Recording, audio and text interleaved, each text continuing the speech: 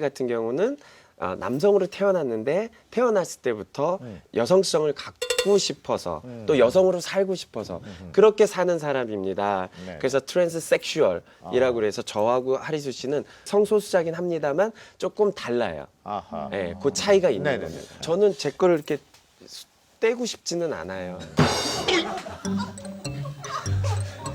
잠깐만요. 내가 이런 것 때문에 섭외를 반대했던 거야. 이런 얘기 할까봐.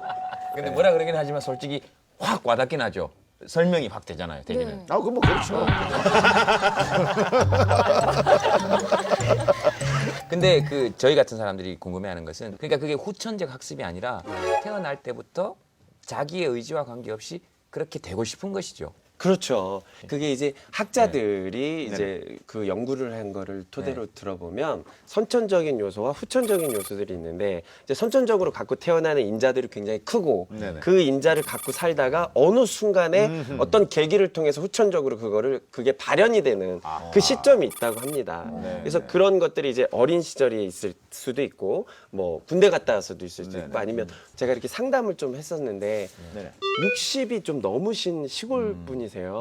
근데 평생을 이성애자로 살다가 네네. 결혼하고 아이들 다 자식들만 이렇게 결혼시키고 한참 나이가 드셨는데도 전화로 상담했어요. 자기가 이제 생각해 보니까 자긴 평생 자긴 동성애자였는데 이제서야 깨달았다. 이걸 내가 어쩌냐.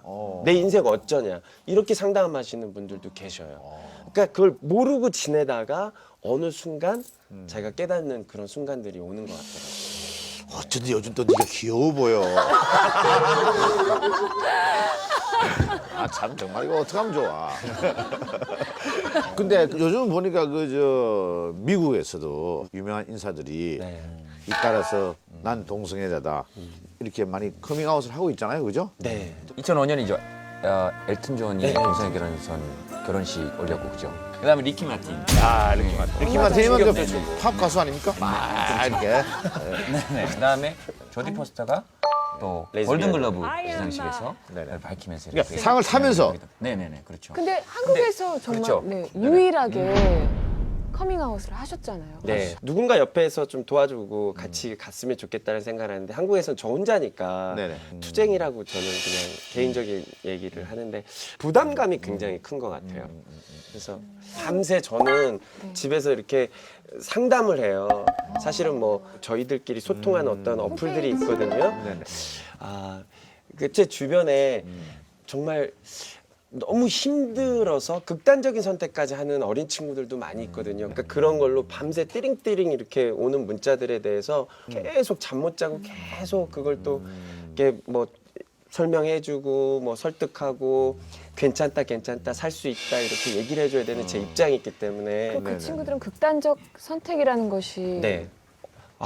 다양하죠. 뭐 학교에서 그 정체성 때문에 왕따도 당하고, 뭐 폭행도 당하고, 그리고 집안에서도 부모님들한테 쫓겨나기도 하고, 뭐 주변에 있는 직장에서 쫓겨나기도 하고, 뭐 이런 친구들이 너무 많아서. 네네. 그래서 좀 이렇게 어떻게 죽음까지 생각하시는 분들도 많이 계신 거예요.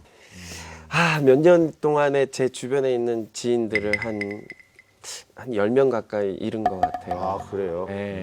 아직까지도 그러니까 그들에게는 절체절명의 어떤 문제인데 뭐 제가 방송에서 보여지는 이미지가 워낙 좀 가볍고 뭐 이러니까 그들의 정말 진지한 삶에 대한 얘기 고민을 네네. 아무도 얘기를 안 해서 사실 제가 이제 방송에서 좀 재밌게 하는 부분들은 네네. 그 거리감이 있지 않습니까? 네네. 이 거리감을 조금 가까이 저희들 네네. 별다른 사람 아니다. 저희들도 희노애락이 다 있다라는 거를 좀 그 거리를 간극을 좀 가까이 하고 싶으니까 제가 좀 모자른 사람 또 웃긴 사람 이렇게 접근하는 것이 낫겠다라고 생각을 해서 아하.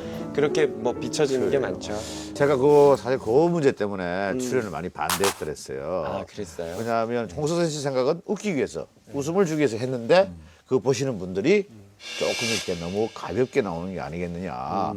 그래서 혹시 힐링 캠프하고 안 어울리는 거 아니냐. 그래서 그런 문제에 있어서 제가 좀 많이 반대를 했던 편입니다만은 지금 얘기를 쭉 들어보니까 굉장히 그 진지한 그런 얘기를 해주시니까 공감되는 불이 이제 조금 슬슬 이제 모락모락 피어오르기 시작하네요. 근데 제가 좀 궁금한 건요. 내가 좀 남들과 좀 다르다. 이런 것들을 언제 좀 느끼기 시작했습니까?